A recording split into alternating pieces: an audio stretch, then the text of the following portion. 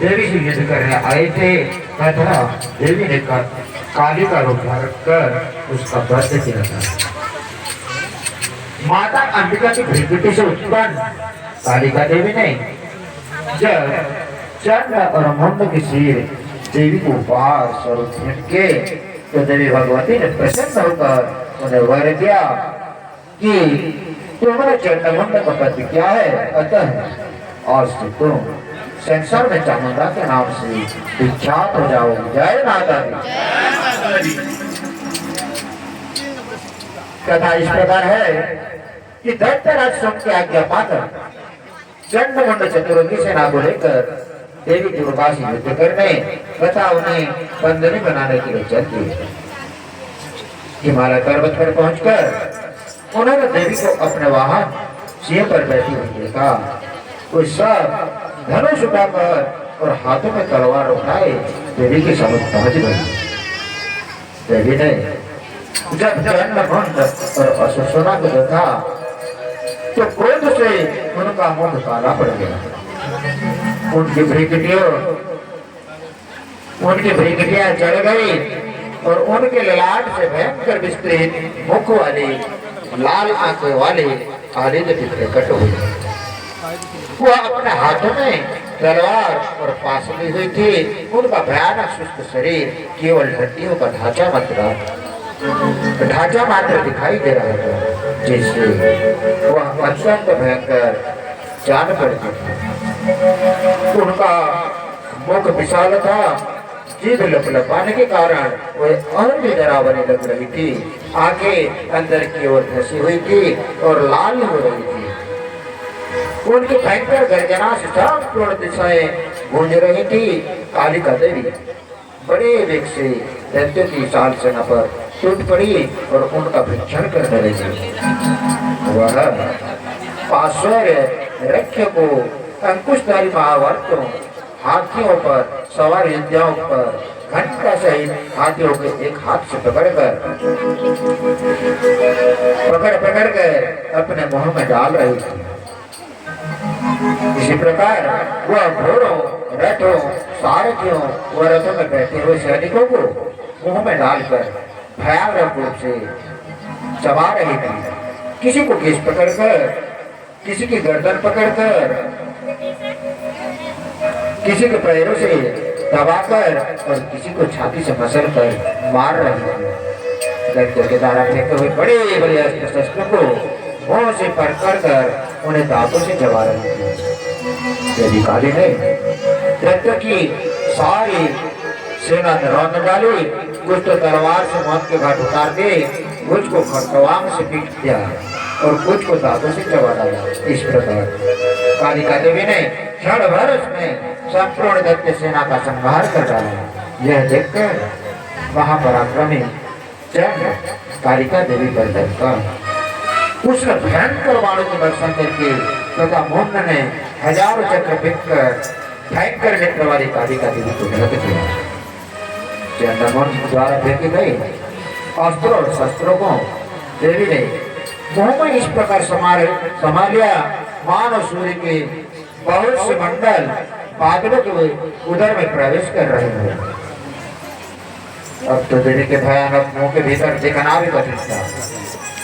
रातों के प्रकाश से दमकती हुई अत्यंत क्रोध में भयानक गर्जना करती हुई देवी हास करने लगी। देवी ने बहुत बड़ी तलवार लेकर का उच्चारण करके चंड पर धावा किया और उसके केश पकड़कर उसी तलवार से उसका मस्तक काट दिया। चंद्र को मरा देखकर क्रूर मुंड भी देवी की तरफ दौड़ा तो क्रोधित देवी ने उसे भी तलवार से मौत के घाट उतार दिया। चंद्रमुंड के मारे जाने पर शेष असुर सेना भय से व्याकुल होकर युद्ध क्षेत्र से भाग गई। इसके बाद कालिका देवी ने चंद्रमुंड के सिर हाथ में लेकर अट्टहास करती हुई देवी चंडिका के पास पहुंचकर बोली, ये लो चंद्रमुंड के सिर। मैंने महापशु दैत्य चंद्रमुंड को मार दिया है। अब तुम्हें इस युद्ध में शुंभ निशुंभ को मौत के घाट उतारना है। चंद्रमुंड के सिरों को कालिका देवी के हाथों में देखकर देवी चंडिका बोली, हे देवी तो आज से इन संसार में चामुंडा देवी के नाम से विख्यात हो जाओगी। जय माता दी, जय चामुंडेश्वरी माता की जय। शंकर भगवान और चामुंडा माता की कहानी सचिव के समय की बात है कि होलकर चंद्रभान नाम का शासक राज्य करता था। उसके राज्य में असुरों का उत्पात बढ़ गया था। असुर प्रतिदिन 100-200 लोगों को खत्म कर देते थे। लोगों ने असुर के अत्याचारों की कहानी राजा को बताई। महाराज, 100 से लेकर 200 आदमी प्रतिदिन असुरों द्वारा मारे जा रहे हैं। आप इस अत्याचार को रोकने का कोई उपचार कीजिए। बाण गंगा के किनारे राजा के गुरु जी रहते थे। राजा ने अपने गुरु से राक्षसों के उत्पातों से बचने का उपाय पूछा। गुरु जी ने राजा को बताया, इस कैलाश पर्वत पर शिव पार्वती का निवास है, तुम वहां जाकर विद्वान ब्राह्मणों से चामुंडा का पाठ और यज्ञ कराओ। राजा ने गुरु जी की आज्ञा मानकर चामुंडा का पाठ और यज्ञ कराया, जहाँ पर यज्ञ से देवी चामुंडा और माता पार्वती प्रसन्न हुई और राजा को वरदान दिया कि आज के बाद से असुर का उत्पात बंद हो जाएगा, परंतु तुम्हें अपनी प्रजा में से प्रतिदिन एक व्यक्ति की बलि तथा भोग प्रसाद देना पड़ेगा।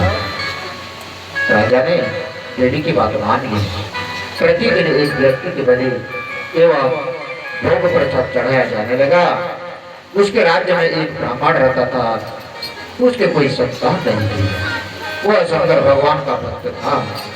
शंकर भगवान ने उसे अधिक उम्र में एक पुत्र प्रदान किया। उसने लड़के का नाम रुद्रदत्त रखा। एक दिन देवी की बलि के लिए रुद्रदत्त की बारी आ गई। घर में अकेला लड़का होने के कारण वो हरम मच गया।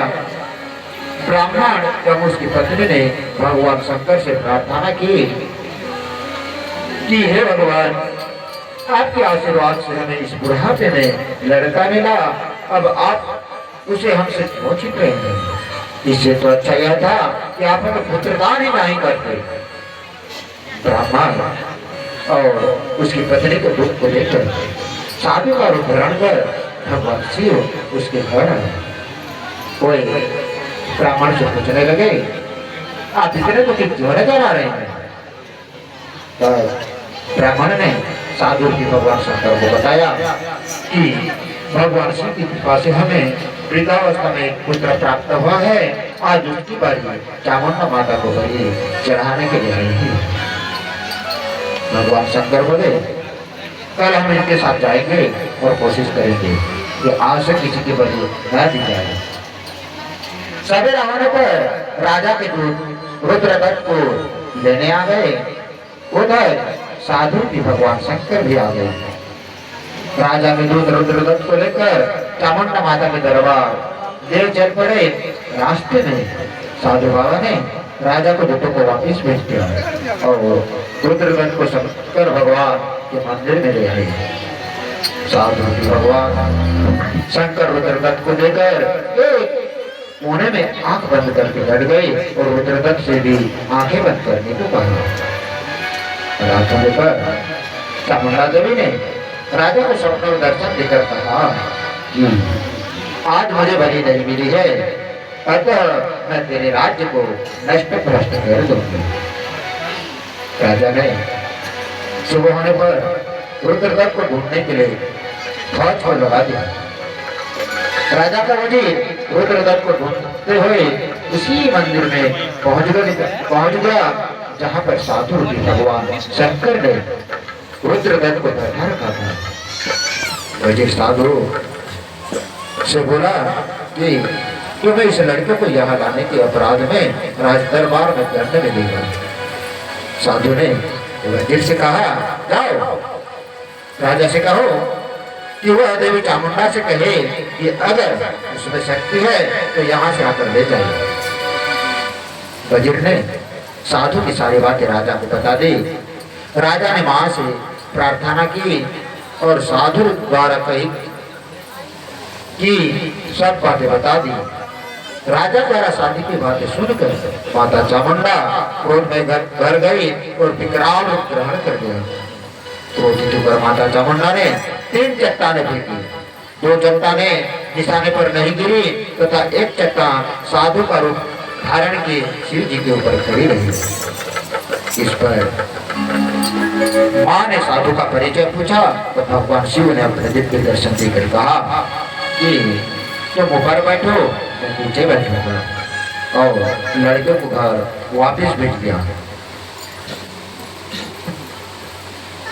आज तक भगवान शिव और माता चामुंडा पर्वत पर इसी प्रकार नीचे और ऊपर विराजमान होकर स्थित हैं। उन्होंने देवी से कहा, यहाँ से 12 कोस की दूरी में जो आदमी मरेगा उसकी बड़ी दुल्हन मिलेगी। अगर कभी नागा हो जाए तो अगले दिन 2 मिलेंगे। कहते हैं कि अब वहां पर प्रतिदिन एक मुर्दा अवश्य जलता है। सिद्ध बाबा गिरी जी महाराज जिन्होंने दुर्गा और चामुंडा माता को प्रकट किया था, 1000 वर्ष आश्रम में तपस्या करते आते रहे हैं। जय माता दी, जय चामुंडा मैया की।